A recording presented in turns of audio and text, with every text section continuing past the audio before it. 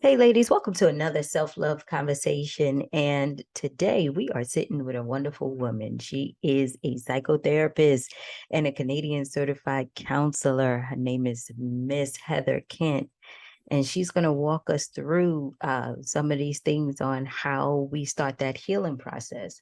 What the idea of trauma is and how we can actually start to manage it so we can start to live such wonderful lives. So, Heather, thank you so much for being here. Thank you so very much for having me. It's a pleasure to be here. Yeah, I always like talking to psychotherapists and trauma experts and everything because, there's so many things that we don't understand when it comes to, the mind and trauma and everything. So, my first question to you is, why this field? What made you get into this field? So it's kind of a two-pronged response, really. So there are two big factors that led to the work that I do. The first one was this is not my first career. So previously I was actually a high school teacher. Okay. Um, yeah. I taught in Eastern Canada, in Nova Scotia, for those of you who are geography people. Hmm. Um, but in the area where I taught, though, it was actually a really racially diverse and like high conflict and low socioeconomic area. And so the students that I served, in education were actually coming from backgrounds of massive complex trauma. And Okay. so I spent a lot of the time feeling absolutely inept because I felt like I was failing them because I was supposed to teach them. Meanwhile, they don't know where their next meal is coming from or whether their mom's going to be conscious when they get home from school, or when their brother's getting released from prison or whatever. And so when then we expect them to show up ready to learn, and they've got so many other things going on that we don't even understand. And so I just felt very strongly that I was not serving them the way that they needed to be served so that they could show up to school and be successful, for Right. example. So that was kind of the professional aspect of it. Hmm. And then for me personally, I am myself a survivor. I am a survivor of an abusive relationship. And so I have been through my own trauma journey and healing process. And, we're always on a growth journey throughout our lifespan, but it was absolutely transformative. I am grateful for the experience that I had to go through because it provided me with the opportunity for that healing and growth, which brought me Absolutely. then, yeah, to this work. And it totally diverted my focus and led me down this different path of, creating trauma awareness and education and helping others to heal from their traumatic experience. So for our audience, which is mostly or all women, can you explain what trauma is uh, and basically just give like an overview of like what it is and how does it affect you? Absolutely. So trauma itself is an emotional response. So it's an emotional response to a terrible event or a major event that is disturbing to us. So it could be an accident, it could be an assault, it could be a natural disaster, an act of war, or it could be a significant loss of somebody important in our lives. So Mhm. it's an emotional response. It is not guaranteed that everyone who experiences a traumatic event is going to go on to develop PTSD or Mhm. post-traumatic stress syndrome, Mhm. but I would argue that it's not possible to arrive in adulthood without having experienced some traumatic event in our lives, right? And so our trauma is our emotional response to something that we found very distressing, that caused a lot of complex emotions and sort of devastation. And And so immediately after an event takes place, sometimes people go into shock or they go into denial, or their brains will actually compartmentalize it so deeply to protect them from the pain of it that they go into something called dissociation and they don't even remember that it happened. mhm. Um, And then longer term reactions include, flashbacks or difficulty regulating our emotions, or feeling that we want to isolate, or turning to substances to, kind of cope with the terrible memories and that type of stuff. And so trauma is complex, and we kind of categorize it into two categories. We categorize it into like a single trauma event. So it's like one thing that happened, or we look at complex trauma, which is prolonged exposure to traumatic situation over time. So things like war, Or abuse, relationship, abuse. that, yeah. Yeah, and thank you for explaining it, because trauma is being thrown around so much. It's like a buzzword now. It's like Absolutely. everybody is doing mental health and helping you with trauma and trying to, help you with your brain and get you together. Where, I tell the women who listen to this platform, you got to be able to understand why you do what you do, right? Absolutely. And the only way that you can grow is that you have to figure out why you do the things that you do, so you can heal from those things, right? Absolutely. And Absolutely. and so, Heather, when we talk about trauma, everybody brings up sexual abuse, they Mhm. bring up physical violence, and they bring up all these things.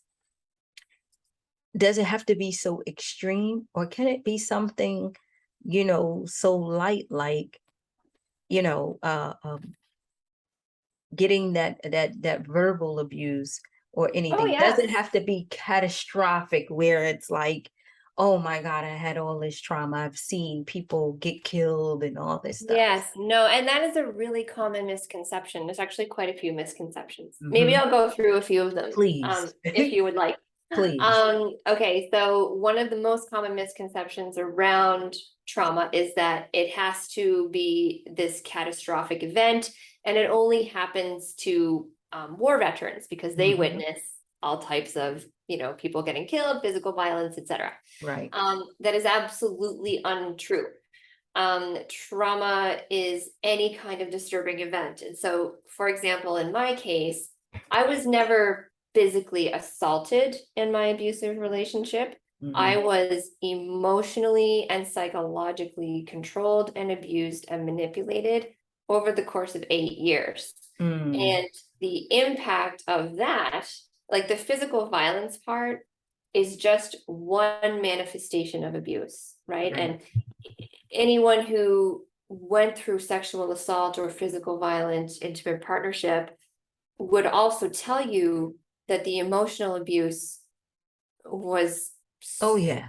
absolutely prevalent, and the physical assault part was just kind of the icing on the cake, if you will, right? Mhm. And so the damage, I mean, the bruises and the bones will heal much more quickly than the emotional wounds that are left behind. Exactly. And I was going to ask you, is there, do you put a weight on them? Because even in my life today, and seeing, some of the experiences, it could be, people that I work with, people that I hire, people that I interact with, you get to see some of their, like, emotional triggers or traumas just based on how they speak and how they relate to others. And I, I always say to myself, and I give this example, I work in IT, right? So I'm Mhm. in white male dominated. I'm usually the only Black female in the room, right? And I would sit there, and then, it's like you always see, I always have this feeling like, okay, I gotta be this, I gotta do this, I gotta. And then I just sat down one day and I asked myself, I'm like, where's that coming from? Mhm. Like, what is that emotional thing coming from? And one of the things that I realized is because you're always taught, you're the Black female that has to do Mhm. this, overachieve, do this and do that. So it's not like you're wearing the physical scars, right? It's what you're emotionally told.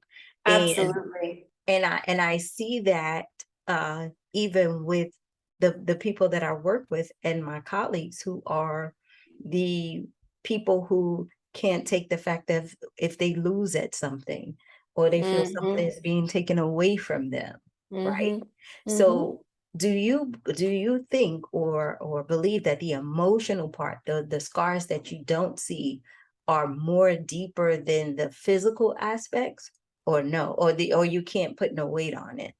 I mean, typically the emotional impact of our past experience and our programming, if you will, do have much longer term effects than healing from a physical Mhm. wound, right? However, that's not to say that if you've been physically assaulted, you won't be more Right, jumpy, you won't be more apt to kind of right. protect yourself, that kind of thing. Yeah. But certainly, it's so interesting that you brought up your position in your workplace, because I just got off the phone with one of my clients who is Mhm. also a visible minority. Like he's one of the only like Black men in his field as an engineer, and so Oh, he we yeah. were we were talking about how his whole upbringing was, you have to do better, you have to do more, Absolutely. and doing the same Absolutely. as your peers is not enough because you are a minority and you You have to gotta be do better. twice as more to get half. That's the thing that's Exactly. embedded in the community. You have to do twice as more to get half. Exactly. And so, and he's, in his late 40s, and this is so deeply entrenched in his the psyche and his development as an adult. And so he's just now deconstructing that and realizing kind of where that comes from, right? And Mhm, it was from his upbringing, and how harsh and emotionally abusive his upbringing was, mhm. because it was never enough. So, so Right. the theme for him was, I'm not enough and nothing I do is ever enough, Oh my right? God. I get that. I really do get that. And most of the people who listen to this is that's the biggest thing, because especially when you're an entrepreneur and you're really trying to do stuff and you have these emotional traumas, it's like you're trying to figure out, right? Where do you fit? How do you maneuver through this thing?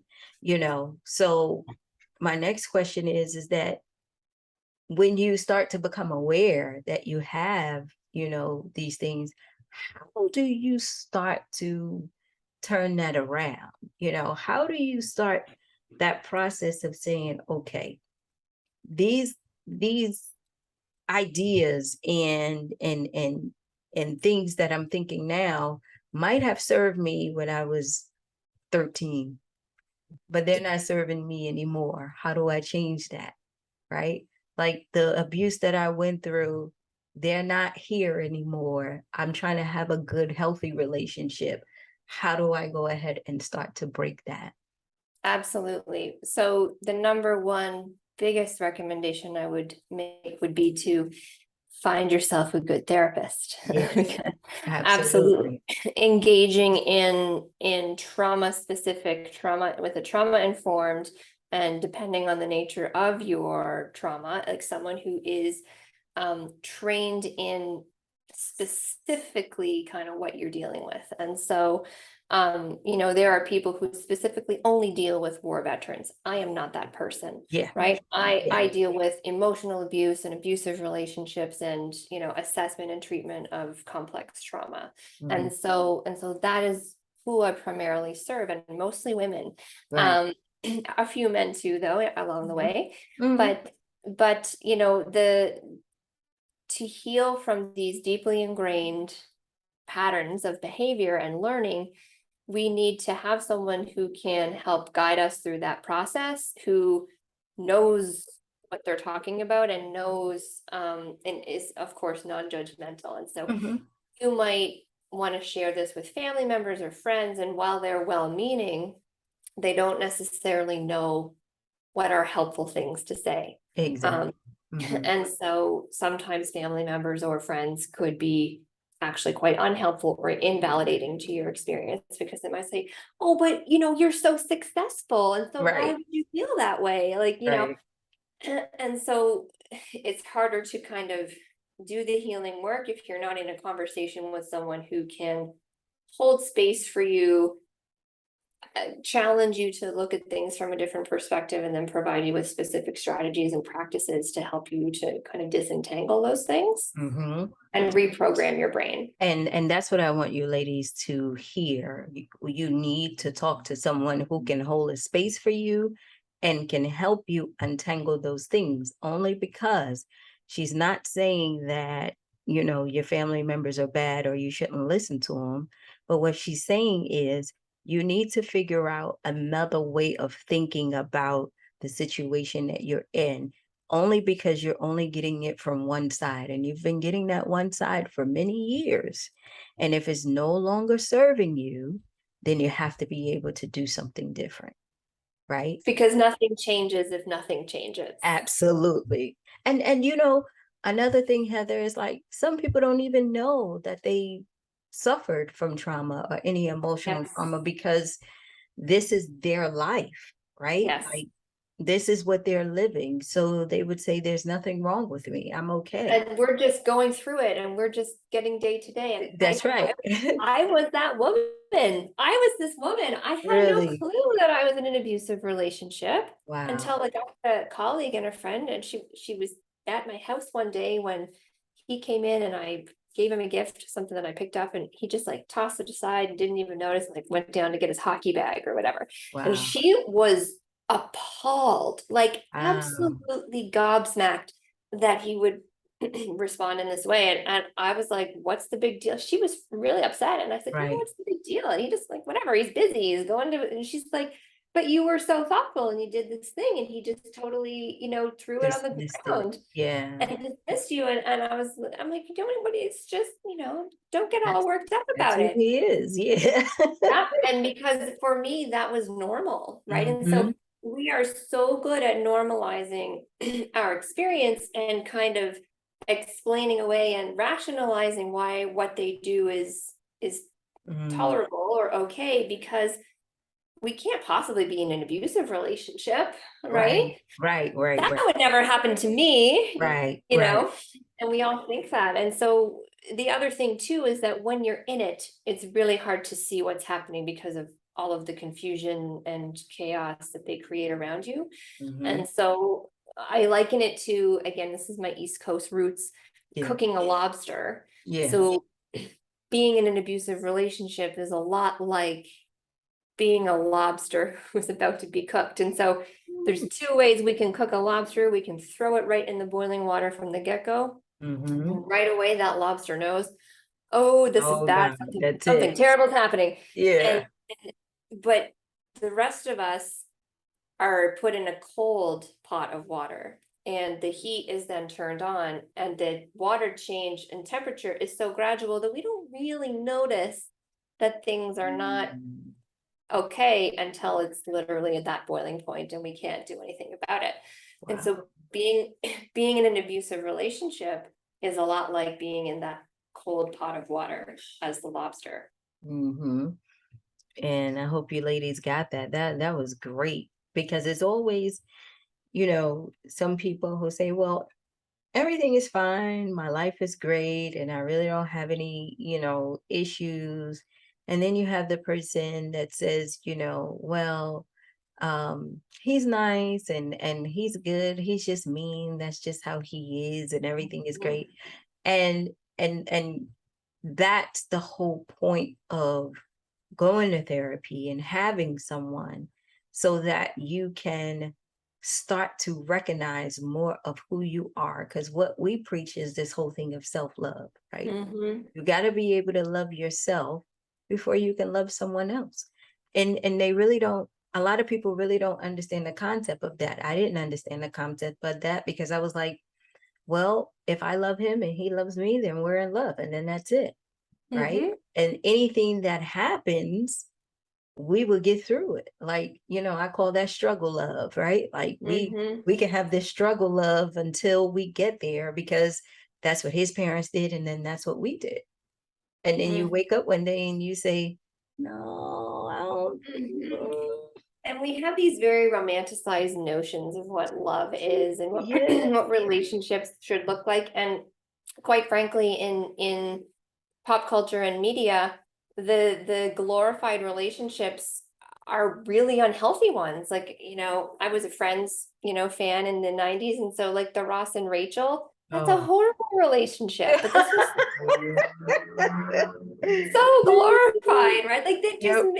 they drive me mental, the two of them. And then same like if people were like Sex and the City fans, ladies, Yep. the original series, this Carrie and Big is just the Uh-huh. most Oh abusive my God. relationship possible. Yes. And so these relationships are glorified in what we consume as women, and we're just like, oh, like, so this is normalized behavior because, Carrie put up with Mhm. it, so it's fine. Like, Right.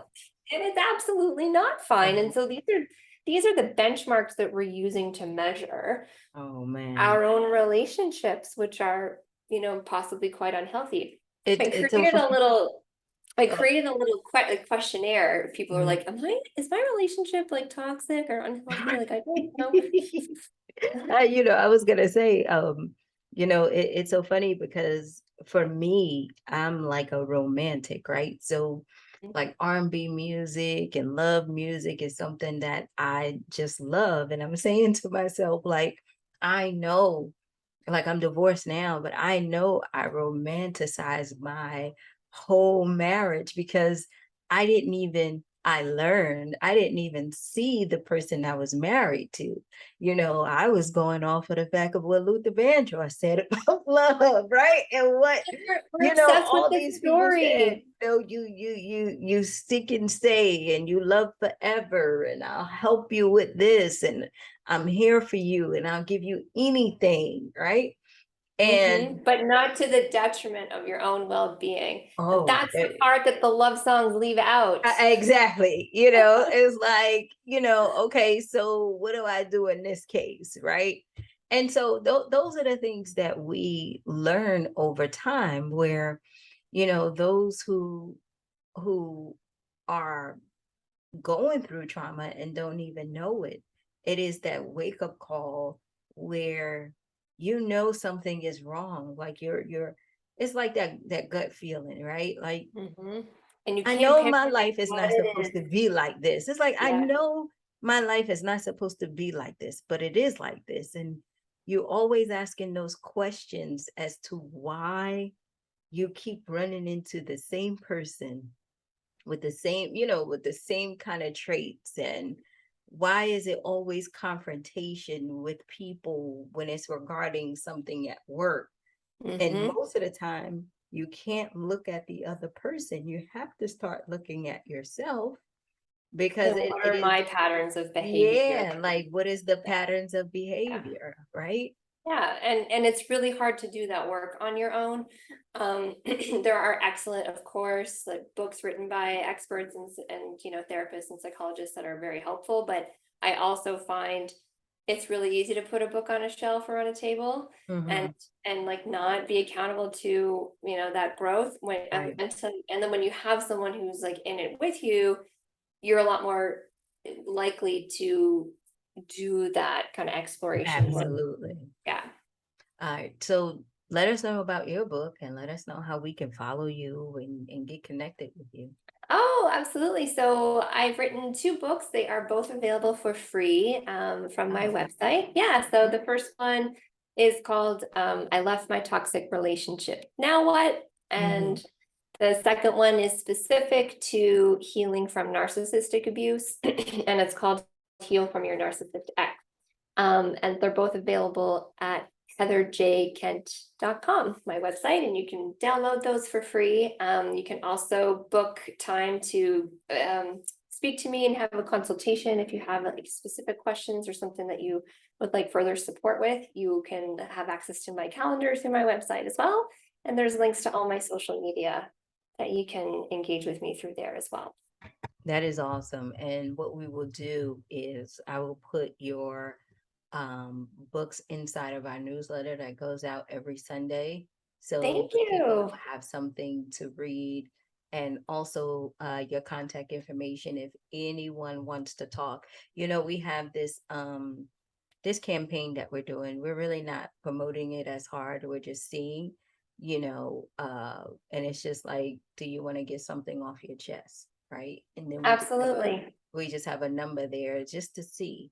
And so far, not even promoting it, we got like 10 to 15 calls from women who Wow. are just, saying, well, I'm going through something, and I'm Mhm. trying to figure out, and we actually do refer them to therapists and things like that, because we want to be able to start the conversation, right? Where Absolutely. Absolutely. again, something is not right, but it's time to start to unpack a lot of things so you can understand yourself more, you can love yourself more, and you can start to live the life that you were meant to live. Absolutely. And it is so, prevalent today, especially with all of this Absolutely. going on against, making it more difficult for women to live where we're Ab- supposed to live.